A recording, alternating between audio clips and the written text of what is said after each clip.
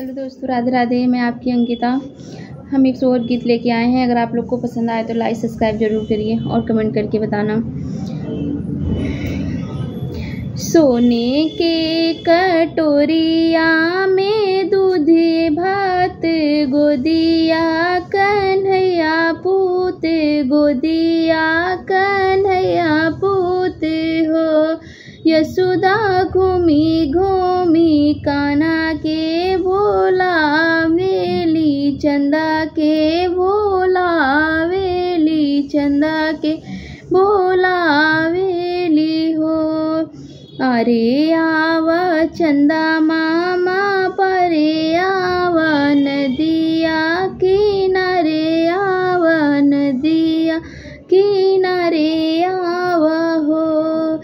चंदा आवे नयगिना हमारे कन्हैया मोर खेलस कन्हैया मोर खेलस हो।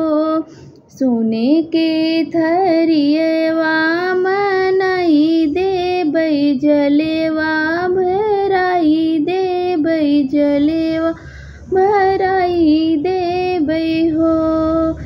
आईना अंगना हमारे कन्हैया मोर खेलस कन्हैया मोर खेलस हो। सोने के कटोरिया में दूध भात गोदिया कन्हैया पूत गोदिया कन्हैया पूत हो। Thank you.